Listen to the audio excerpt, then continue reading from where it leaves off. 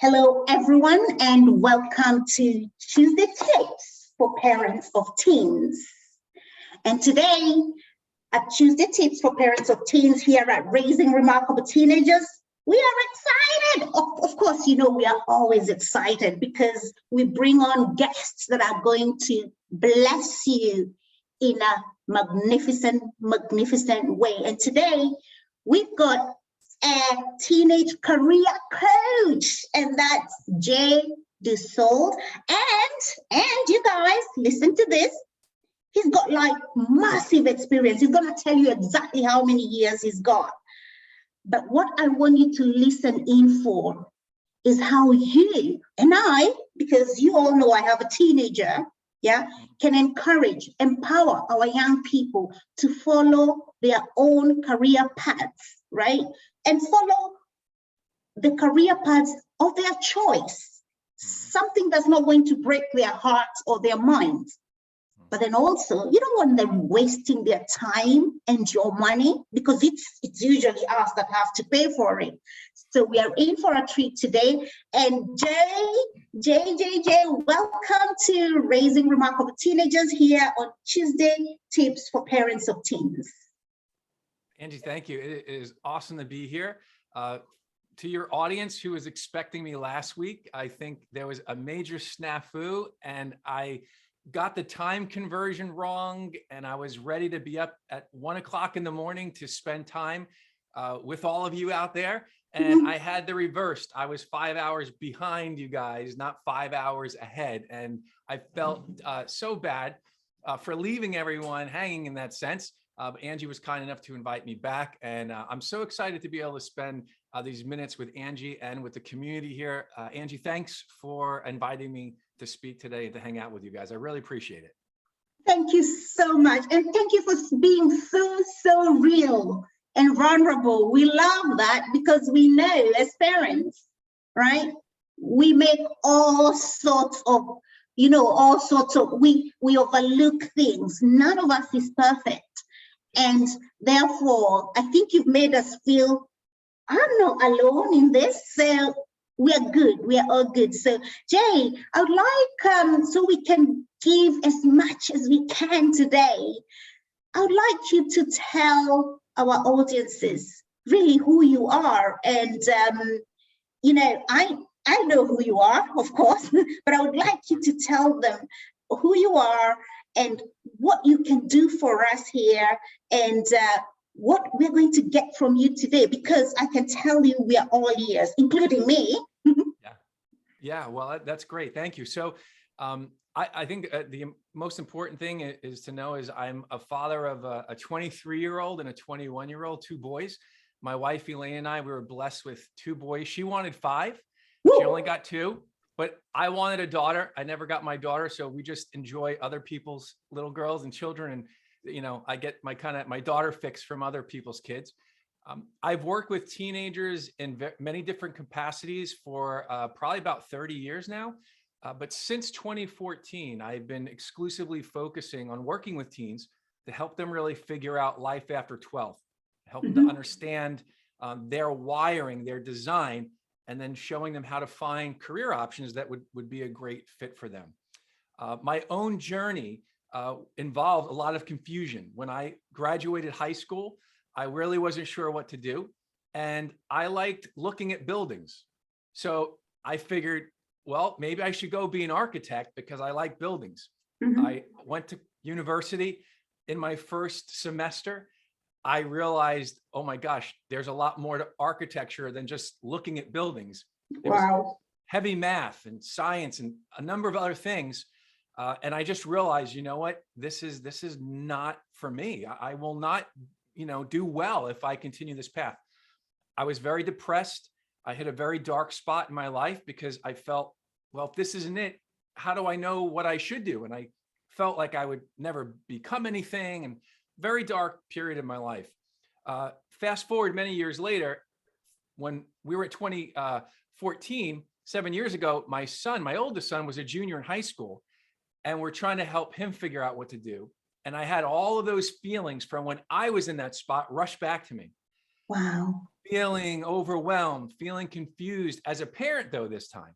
Say, how do I help my child with career direction so they can really reach their full potential? Mm, They won't waste time and money getting it wrong like I had done.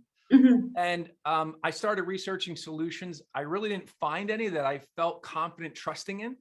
And so I decided that I was going to solve this problem. I was going to go after, finding a way to really help young people figure that out. I left my job of 25 years and I said, I'm going to just launch into this and I'm going to start helping young people figure this out. And that's what I did 7 years ago. So. Wow. Wow. Do you know, as you told that story, I could hear the life in it, I could hear the life in it. I could hear how you have brought yourself into this kind of service. And also the fact that your own son has been through that. And all of our young people struggle with what will I do? But you knowing what you went through, and then wanting to help him. Now that is what I called, and you all guys know, this is what I call being intentional. Yes, for sure. This is what we call being intentional, because sometimes we go through life, right? Even in our parenting, we don't even know why we are doing what we are doing. But then there is that minute we stop and say, wait a minute, I want to take this step. So you are very conscious. I am very conscious. And I was going to ask you what your view on intentionality is, but I can already see that your steps are very intentional.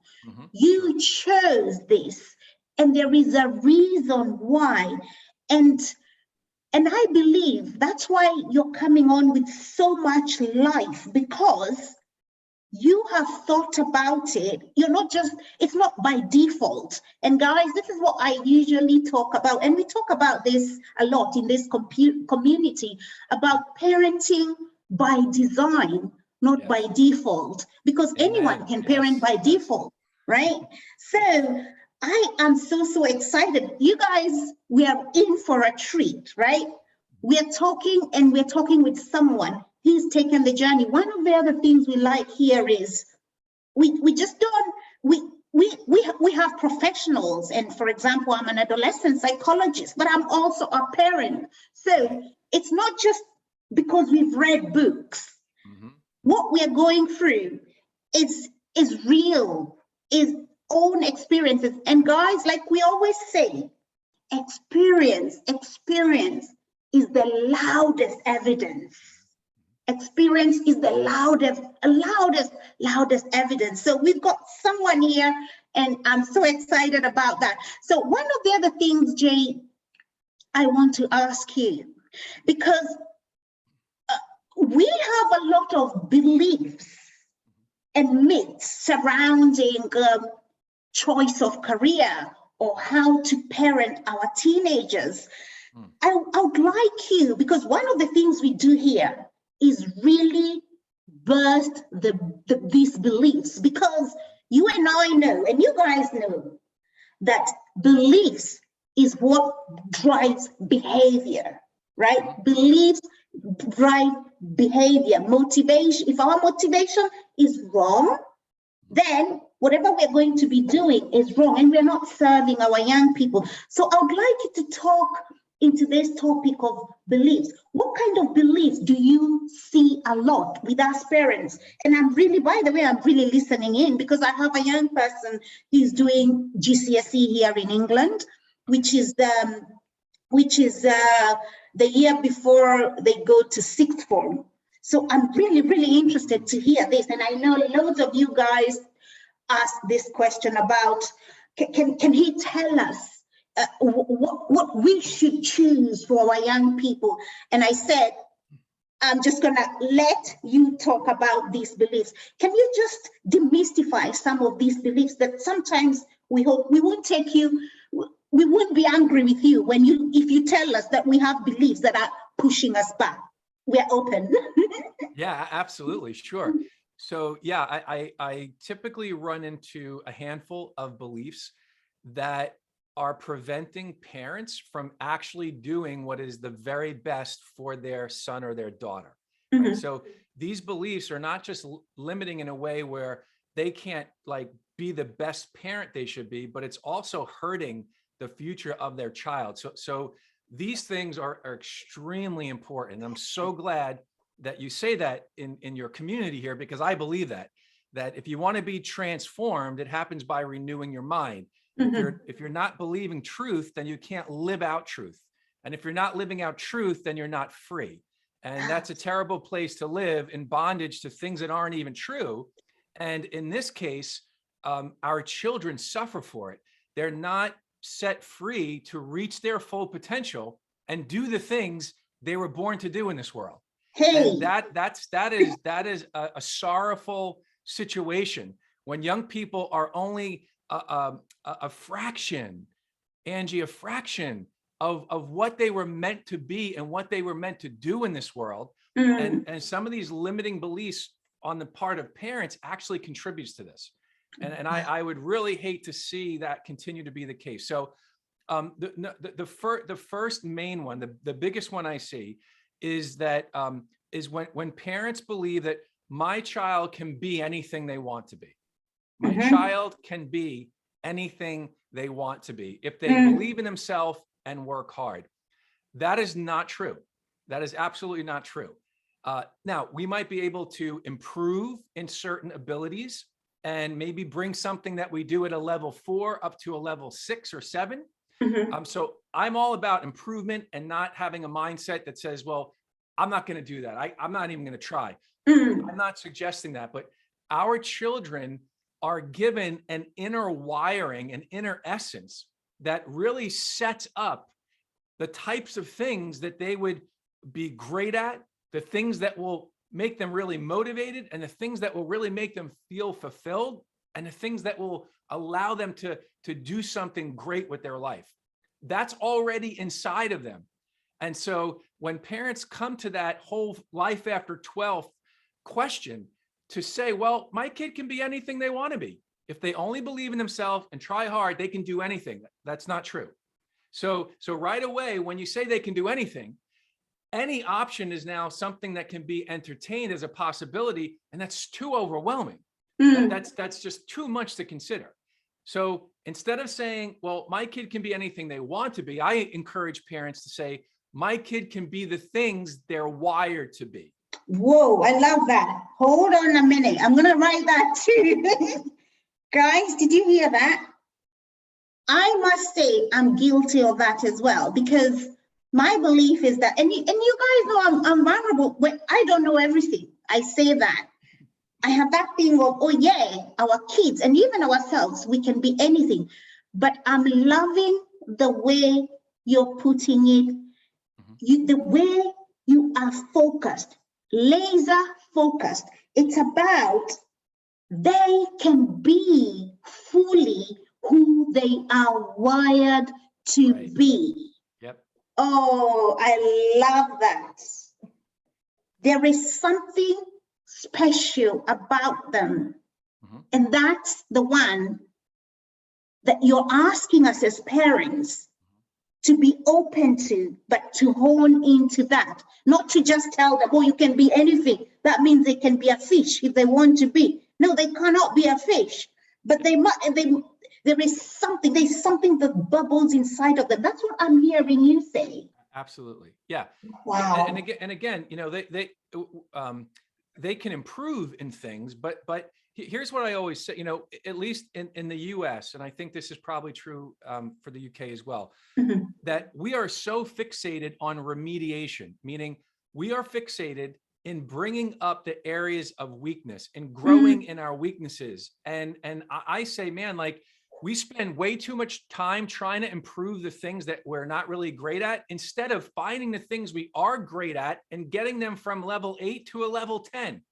Because Wow. some of the other things that are really not part of our wiring, maybe we do them at a 2 and we can maybe get them to a 6 or a 7, but why do that? Why waste time on the things that you'll only be able to get to a 6 or 7 and by the way, probably not even like, when you can focus on the things that you can get to a 10, and there are the things that you actually do with joy and interest and motivation, right? Wow. So if we get off the idea that my kid can be anything they want to be, and instead say, my kid should be the things they're designed and wired to be, then it just changes the focus, right? Wow, you guys, this is that point in itself is worth this whole session, is worth the time you have invested in this session. I am so myself, I am actually, you know, my mind has opened a little bit more. And I completely agree with you about that.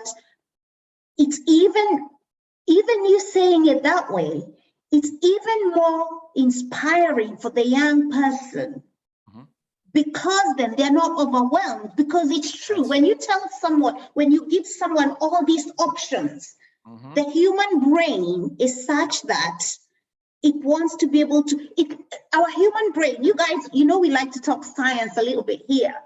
We like to save time. The brain likes to save time, right? Energy, yeah. And so it will, when you say to it, oh, you can do all these things, sometimes people give up because it's too much, it's too overwhelming. But when you say to them, you can do that which you are wired to. Now, this is what begins to happen to the frontal cortex, which is the thinking part of our brain, which is the CEO, which is like the master. It begins to send in, you know, like wires to all the other parts of the brains. Let's do this. Let's do this. Like, let's do this. So I am so blown away. That's one of the beliefs. And to be honest, I am guilty of that. So if you're feeling that you're guilty, we are together in this village where we try to help each other. So we are good. But the most important thing is that we are learning. We don't just find out we've got all these limiting beliefs and then we sit there with it. We grow and we go to the next level. Thank you so much, Jay. So good. Absolutely. We could spend a lot of time on that. I don't want to do that. I'm going to follow your lead on your questions, but we can unpack that. There's a lot there. But that would be the summary of it would be, I think, you know, that's how I can best summarize it for everyone that's out there listening. And that's why I'm thinking everyone should follow you and come and find you and ask you, how can we go deeper in this? Because you guys know we've only got 1 hour. It's not enough to do the whole transformation shebang. You know that, we all know that, because we know over here we talk about information, correct information, and then there's the action. And taking action requires support sometimes, because it requires a new way of thinking. It requires us formulating new skills and also being supported by people who have been there before you. Right? So, oh, wow, that is so good. Have you got another one that we can tackle? Yeah. By the way, Angie, I just want to say that if parents want to connect with me on Facebook, I have a Facebook group, Life After 12, Life After 12th. And man, I do training every week. I give tons of free stuff, and it's just a support community. There's about 2,000 members in there now. And it's for parents of career confused teens and young 20s. So if any parent wants to come into that community, I would love to have you. Again, I do all kinds of training. I drop links for free 30-minute phone conversations to help you apply things if that would be helpful. So I really love giving my time away to parents who are actually committed to making a difference. So they're welcome to connect with me there if they'd like to. I think you're going to have loads of these ones here, because we have a village, a community of intentional parents. And what I say here, and the reason we bring people from all over the world is because we are leaders. Parenting is leadership. And part of being a leader is learning. I always say leaders are learners. So Guys, Great. let's That's so look great. up, yeah, let's follow you and see and grasp all that information and hang out with those people who are flying in the same direction that we want to fly in, right? Yeah, Yeah, for sure. Yeah. So all right. So I could drop another one. please, please. Yeah. I would encourage parents to think about a job, right? A career Mhm, in a holistic way. So what happens a lot of times, and this is what our young people do, when they think about a possible career path or job, they're usually only thinking either about an activity mhm, within that job, like I like building. Oh, well, mhm, this job will let me build things, right? So an activity or a subject. For example, I like animals. Oh, maybe I'll be a veterinarian, right? So usually we're thinking about jobs, careers, mhm, either through the lens, the singular lens of the activities or a single activity in that career, or mhm, the lens of a subject. What is the subject that happens to be part of that career? mhm, Okay. mhm, Now, here's the problem with that. I call it the anatomy of a job. Okay. mhm. When you look at the anatomy of a job, every job has four critical components. Yeah. Okay. The first component, the first part of a job are the duties. Okay. Mhm, So every job has a set of duties. If you go into this job, these are the duties, these are the things you'll be doing, the activities that you'll be required to do. Okay. mhm, Secondly, the second part or facet of a job is the subjects. Like, what are you going to be working with in this mhm, job? What is the subject matter of the job? Okay. The third thing is a context, an environment, right? Every job has an environment that job, that work actually happens in. And then mhm, the fourth area, the fourth facet of a job is the outcome. Okay. mhm. So you've got the duties, the subjects, the context, and then the outcome. Outcomes, yeah. So I want to encourage our listening community from this point forward, never to think about a career for their kid in only the one lens of an ability or one lens of subject, but you have to think about the whole thing, right? Because again, a lot of times young people are saying, well, I like that. I like doing this activity and that's part of this job. So I'm going to go after that job. The problem is that there might be other required activities Mm, that they hate or aren't good at, okay, mm, that they're not thinking about. And then there's the other three entire categories they're not even thinking about. Like, do I like the subjects that are going to be part of this job? mm, The environment, is it going to trigger and sustain my intrinsic motivation? mhm. And then at the end of the day, the outcome of that, is that something that I'm really wired to look for as a result of my effort, so I feel satisfied and fulfilled. Okay. Fulfillment. So all four of those things need to be considered when you're thinking about a job, not just the singular thing of the ability or subject, but all four areas need to be considered. Wow. You are dropping some nuggets that I honestly have never even considered, Oh, right? good. Okay. You guys, this is amazing. Are you hearing what I'm hearing? Because I honestly have never heard of it like this or as clear as this. What I know is I've always thought about, or it needs to be something that person can do and they love and it's fulfilling. But for you to break it down in this clear way, for our young people, as you discuss careers and jobs with them, discuss about the duties, the subject, the context, and the outcome, so that they're not losing themselves in a job, right? Yep. They're not losing, you can be doing something and you're losing your soul, right? Yep. Or you could be even doing something, duties that you can, but your heart is breaking, right? Or you're so excited about something, but it's not helping you grow as a person. It's not really pulling you, it's not bringing out everything that that life made you to be. Oh my goodness, I've never heard it said with such clarity, and I'm so grateful for how you're doing it, how you're giving of yourself in this way. This is so amazing, and I'm sure when we speak, we in this community, we talk about discussing with our young people, leaning in and listening and discussing and hearing. What is it? What is that music? What is that drama that they're hearing? This, and then we can help them go that way, right? But honestly, I've never heard of this, the anatomy of a job.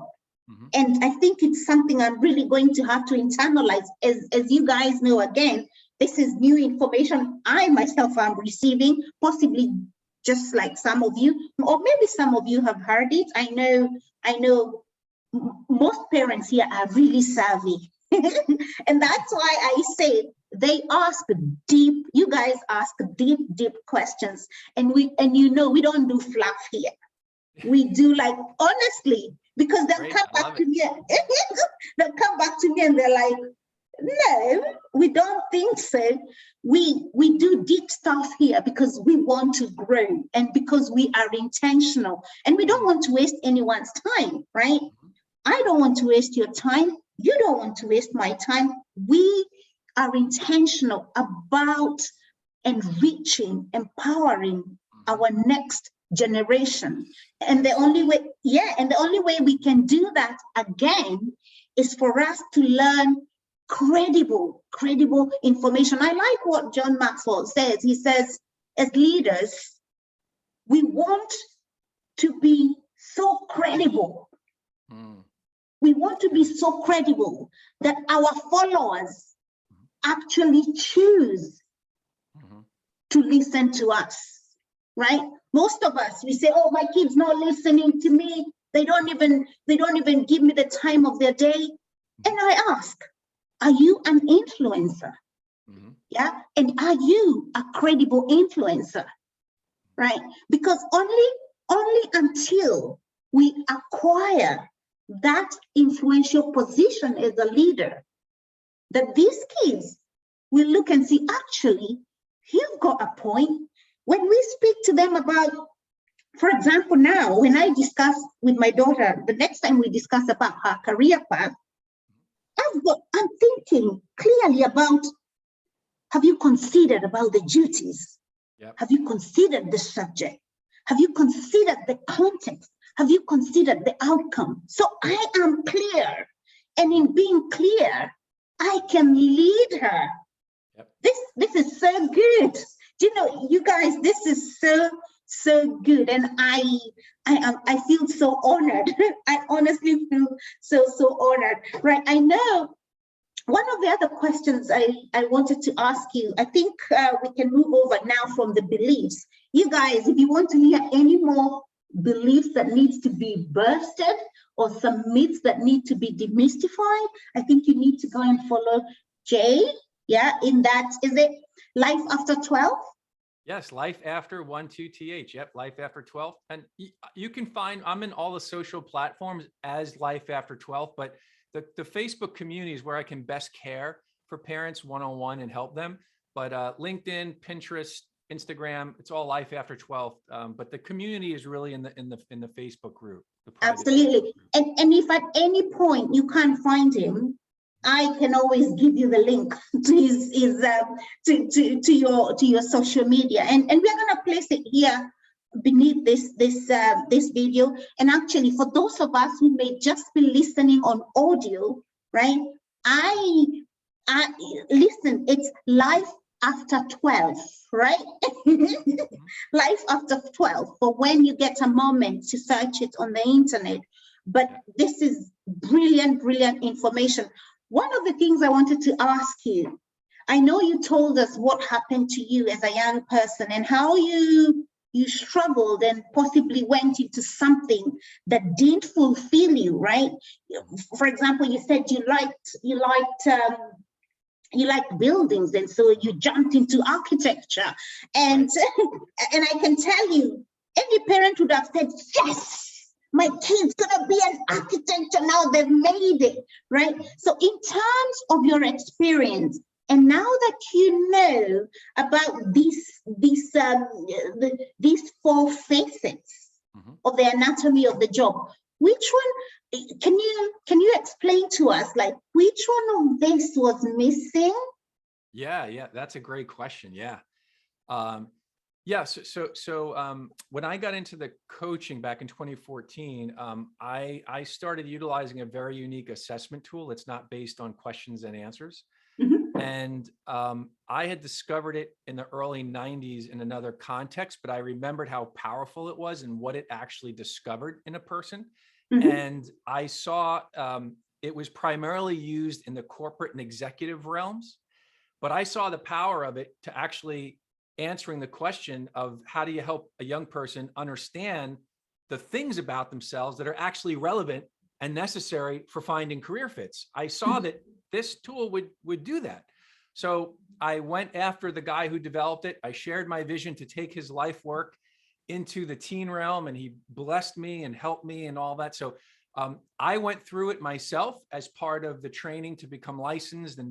And so when I got the results from this assessment, I was able then, Angie, to look back at my early days and thinking architecture was it. And I could literally see the parts that were not aligning, because the things that I discovered about myself through this assessment are only the aspects of my inner wiring that directly relate to career direction and finding fits.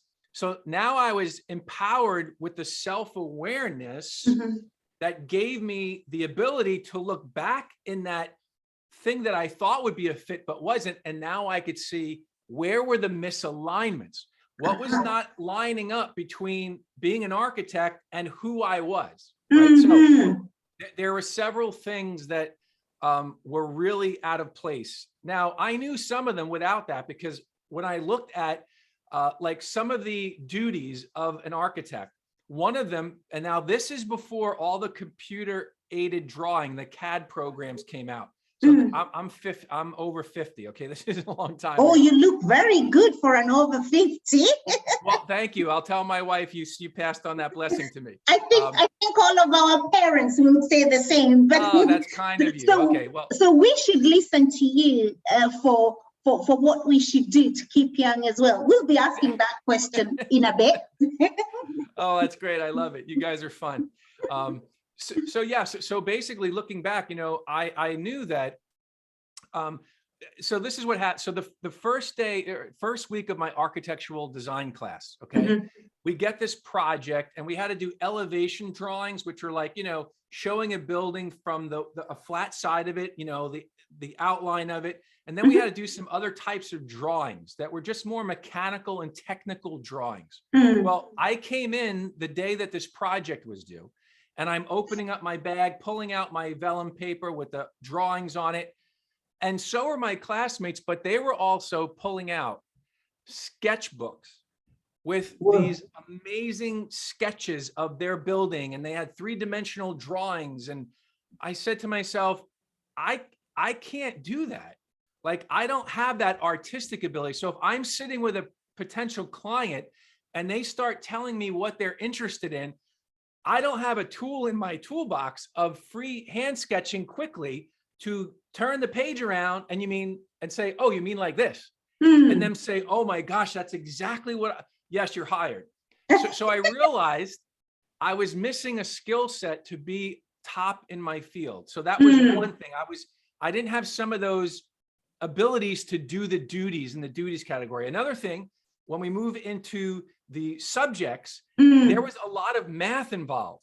And I remember one of my early assignments, we had to calculate, because of the sun's orbit around the, how it rises and then goes down. And then we had to say how much shade would be in this area and what point of the day, and build an extended part of the building that would be in the shade. And we had to calculate all this stuff. And I said, oh my gosh, the subject of math, I hate math. I'm not good at math. So I realized that some of the other necessary subjects were things that weren't aligning with me. Okay.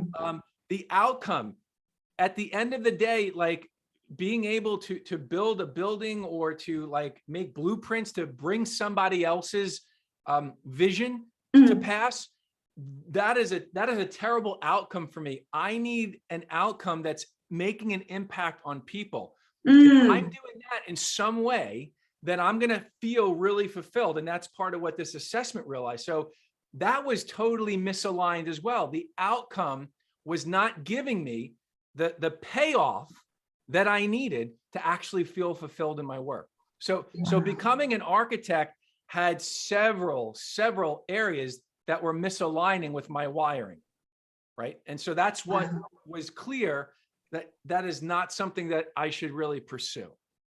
Wow, that is so powerful. And you know what? As you told that story, it reminded me of when I was younger. I actually wanted to be a medical doctor. Okay. I was really good at my subjects, and that was both the sciences as well as the arts. I'm a very expressive person, but not the drawing art, but just in terms of words, in terms of imagination. I was very, but then obviously at the time I was studying, they kept saying, oh, you can either be only good at maths, sciences, or the arts. And for me, it was what can I say? There was conflict because, like you said, I knew what I was good at. I knew what I wanted. I had a strong, I had a strong, can I say, analytical mind, but then also I had this really fun side of it. And everyone said to me, we couldn't put it together. And then I found out I was I wasn't good at observing people suffering, and also I couldn't do bloods and bodily fluids and all that. So obviously, if you can't do that, don't even bother. No good. Yep. So there was that. And for the longest time, Jay, I can tell you, for the longest time, I didn't know what I wanted to do with myself, but I did know that I wanted to empower young people because I know someone changed my life, and I knew there is power in having a mentor. Yeah, cool. And then later on, when my life sprang out and I knew, oh my God, there is this thing that, Angie, you can do, and you can blend the science and your smile and your soul, and I came alive. And as a psychologist, I can tell you that, and also, for example, working for ourselves, I'm able to bring up the science bit of everything. In fact, on the Saturday and Sunday, we have what we call, I have something I put out that is called the Scientific and Sacred Saturday and Sunday, where I explain things like happiness in terms of the science of it. Why do I tell people to smile? I explain the science of it and the obvious part of it, because you look more beautiful when you're smiling. But then I'm able to explain that, and also the sacred part of it, because we have a community here who are from different religious background, and sometimes we will quote scriptures here and there, and then I'm able to explain that the scriptures in science as well. And that really, so being able to put that together, and when you talked about the outcome, the thing that, and that feeling of being fulfilled, I couldn't find it. It's in some of the careers that I was being pushed to go to, because like when they say, oh, you're good at biology and math, you need to go and become this person. Happens all the time. Yep. Yeah. And I was being pushed towards that.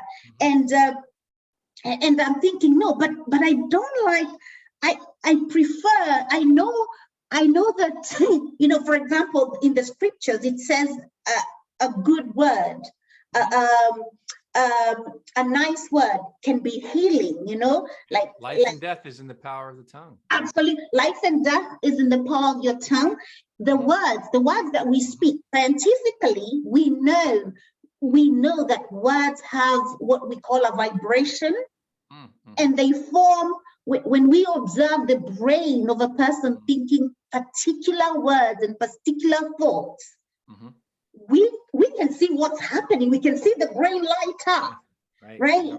So that's what of course, at that time I was young, I didn't know. I didn't know that, but that, like what you're saying is, that is what God, or like you guys, the science part of the community, this is what we are wired, the person you're wired to be. And I think until we find people like Jay, who will encourage us to follow that and support us, it can be very frustrating, because we can end up pushing, we can end up pushing our kids to careers and jobs that are constricting instead of being life-giving. And that's not what we want. So it's really, when you talked about what you went through, I started thinking, whoa, I was having all these conflicts in me, you know, and I think, oh, this person doesn't settle here. They're so clever. Why are they not satisfied here? You know, they're very bright. Why can't you do this? And you're very bright, because there is that which you are wired for, and there is that each one of us. And this is my belief. I believe the diversity of life is such that we are supposed to serve each other. We are supposed to fit into each other's, what you can do, I cannot do. And I don't have to be able to do it. I've been given a measure of faith, a measure of grace, so that I can serve you, because we are relational beings. And that's really my belief. And you guys, if you want the science of it, you know, we can bring it. You can ask those questions, and we can bring them on Saturday and Sunday. We will find the answers to those, because science is always confirming what has already been known by in the wisdom of ages, in the scriptures, in the spiritual world, right? As science, we're just catching up and confirming. And actually, whilst we are here, I want to say something that I think I have said this before, and you guys, I know you won't mind me saying this. And last week I was speaking to a group of young people, and I said that about 1991, as scientists, we discovered that in every human being, and all of us are human beings. Everyone that's listening here is a human being. We've got like 50 trillion cells. And in each of those cells, there is a code. There is a scientific code. It's like the master stamped a code on each of those cells. And it's a 5-letter code.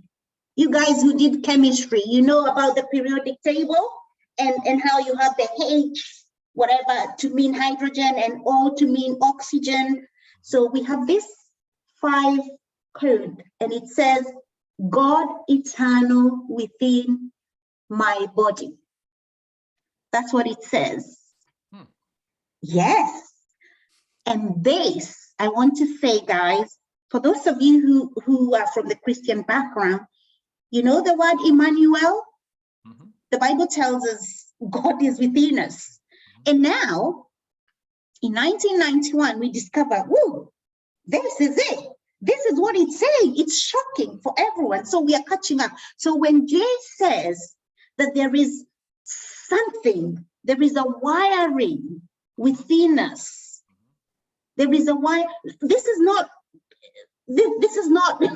madness. This is not woo-woo-ness, right? So let's honor that, especially especially for our young people. But obviously, for us to be able to honor that in them, we must come to a place where we actually believe it, because unless we believe it, we can't believe for them. Yep. Yeah, we can't believe for them. So I am so excited. So I want to ask, the next question is, in terms of practical tips that you would, if I came to you today, and it's not something I encourage. I don't encourage microwave solutions, because we are human beings. And even for us to create new habits, to create new ways of living, the brain doesn't work microwave. We have to form new ways of thinking. Jay, you talked about renewing our mind. And in psychology, we say forming new neural circuits. And it takes about, we know in neuroscience, it takes about 63 days. They used to say it was 30. I don't know who came up with that, but actually, for you to develop a new habit, a new way of thinking that sticks, it takes about 63 days. So I know I'm pushing Jay to give us tips that if I came today and I said to you, my kid is lost, they don't know what they want, I don't know what to do with them, what tips, what three loving tips as a parent, how can I guide them to choosing a career that they will love, they will feel fulfilled, and they won't waste, again, they wouldn't waste their time and money doing that. What quick tips would you give? Yeah, sure. All right. So the first one, most important, is to tell your young person, you are wired for awesomeness. We just need to find out where. Okay. So just speaking that over our children so that they form their identity around the fact that, yeah, I am wired for doing something great. I am wired for awesomeness in this world. I just have to find out where. So just helping them with the identity piece so that they're not feeling and thinking, I really won't ever amount to anything, or I'm never going to really make it, or I'm never going to be able to do something that I actually like and I'm, really feel good about. So just speaking that over them, that you are wired for awesomeness somewhere, and we're going to find out where that is. So giving them that hope, giving them that message of their identity, that they're really wired for this. And that's what the unknown is, just it's not knowing where that fit is, but man, they are wired for awesomeness. That's inside of them, and that's who they are. That's their identity. So that's number one. Number two, the second biggest thing that I would say is, as a parent, continue to communicate them and say, we want, the key to getting to that place of awesomeness is understanding your inner wiring in the areas that matter for career fulfillment, right? Because there's a lot of things that we can learn about our inner wiring.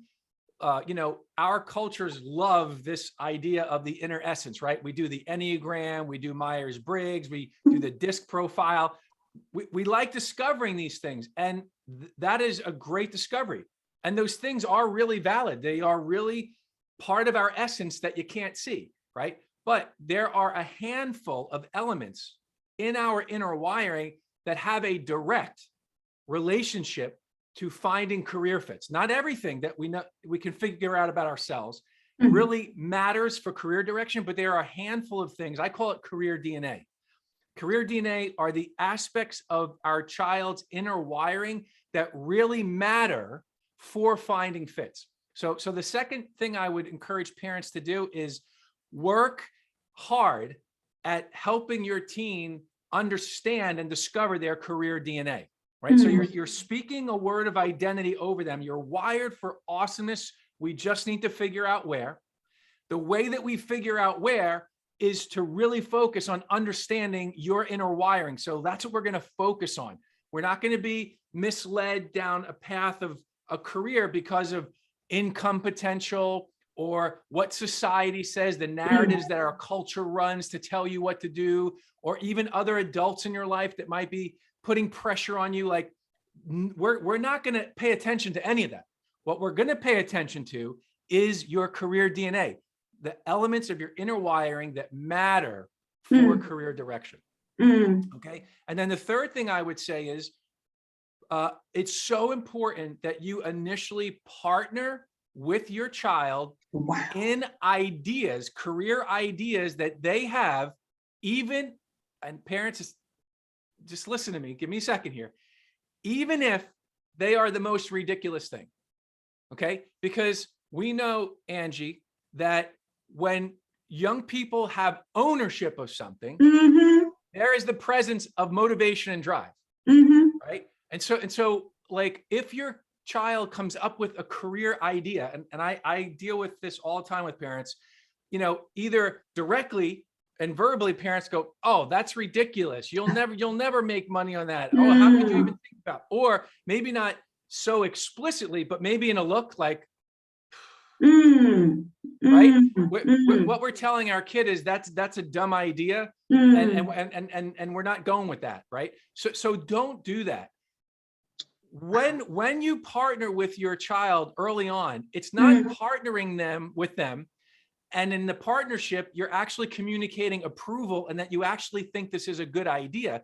You're partnering with them to help them explore those 4 facets of job anatomy. Okay. So when they say they come up with some idea, like just the fact that your early teen communicates an interest in anything, like, run with that.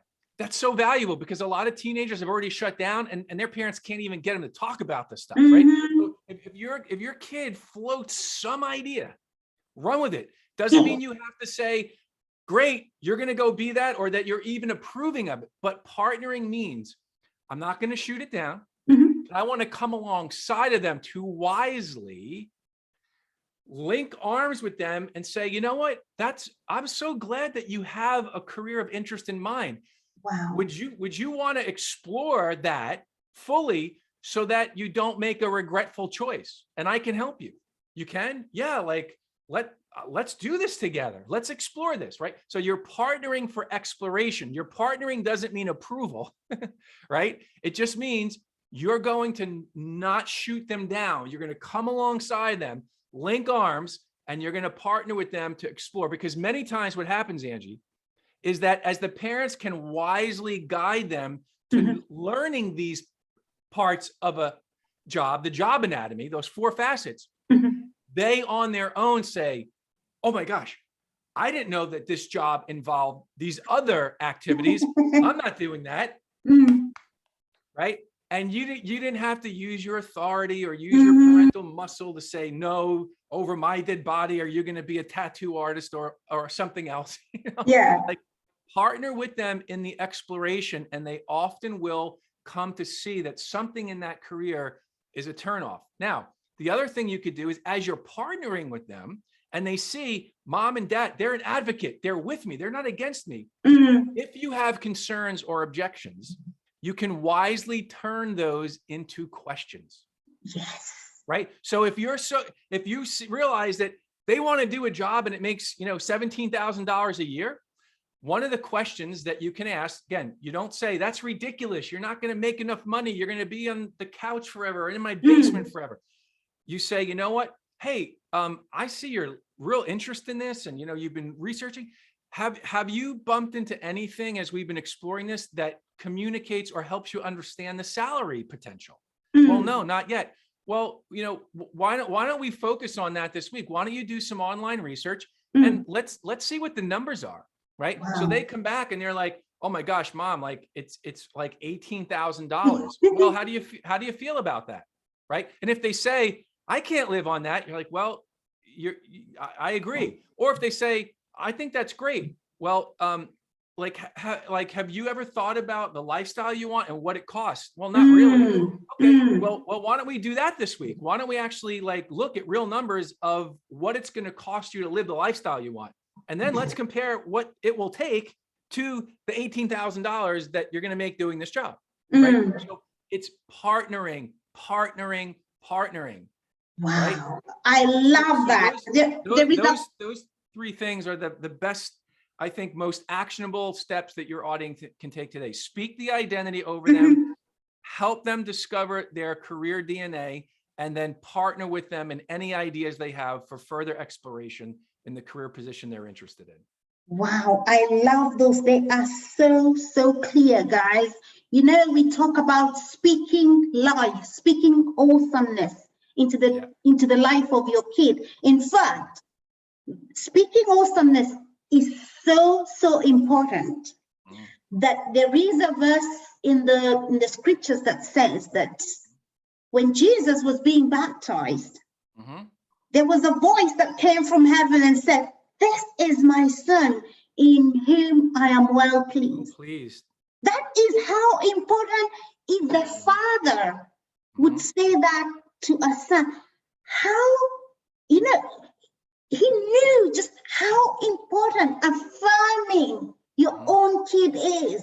Yep. And by the way, when God said that, right, when that voice came down, Jesus had not done any of these miracles. It was not based on the miracles he had done or anything. It was just affirming the awesomeness of the person. So what you said about speak awesomeness into your kid's life, that is so important. And then understanding your kid's DNA, you know, and helping them understand that.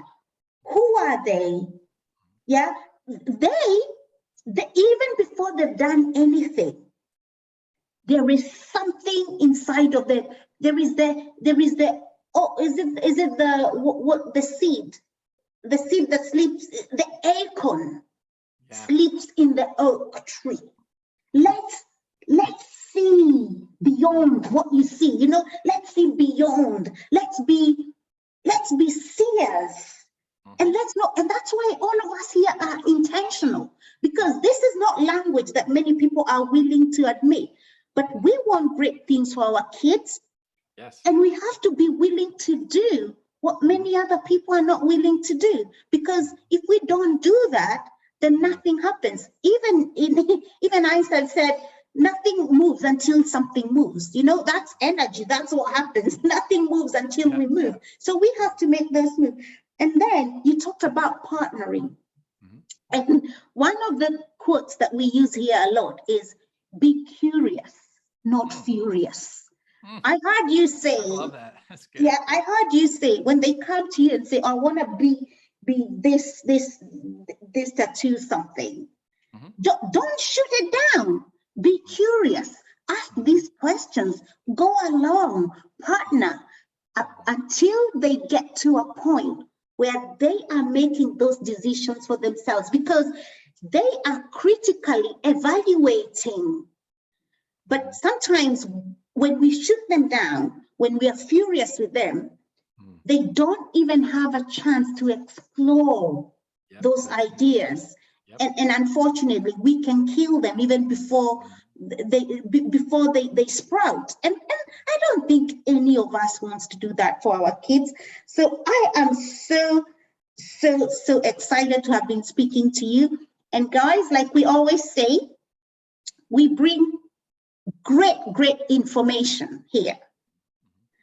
But we also truly ask you to take action on this information, because it's in taking action on the information that we experience transformation. The 3 tips that you gave us, this is something I can do today. I can speak awesomeness. It doesn't cost anything.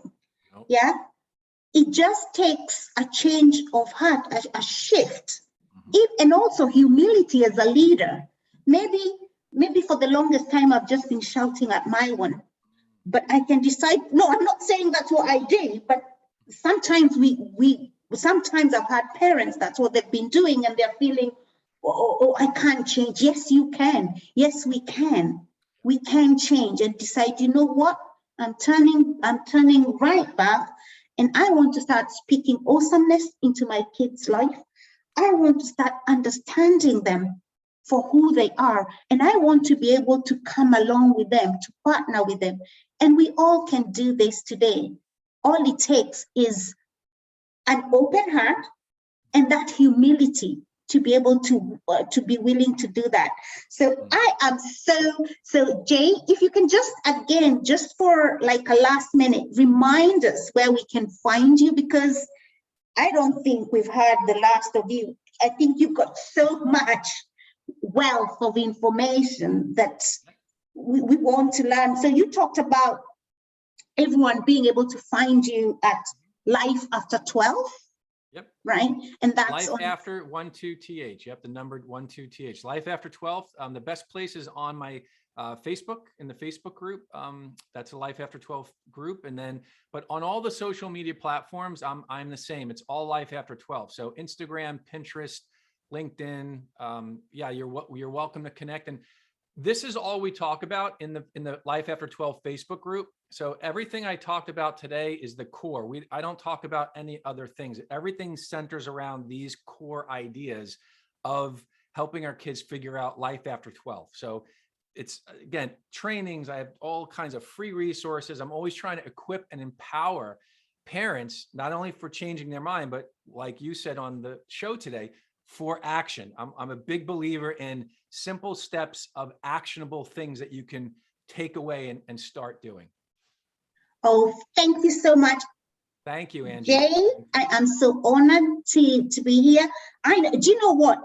I didn't even, this is how sometimes I get so caught up, guys. If you've got questions that you've asked, I honestly have not even had a chance to go and check the questions you may have asked. And I'm so sorry about that. What I can do is I'll go back onto the group and have a look, and I will answer what I can. If I cannot, I will forward these questions to Jay. And again, you can follow him on there on Sure. Life After 12.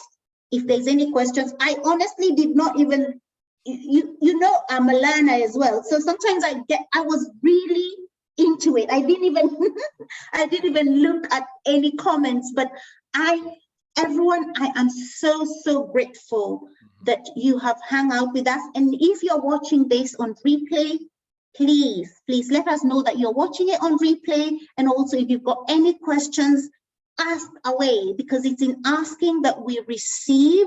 And we are learners. Never stop learning, because leaders are learners. And until our next show, have a beautiful time, and all the best. And remember to take action on that information so we can get the transformation. We'll see you and we'll speak in our next show. Bye now.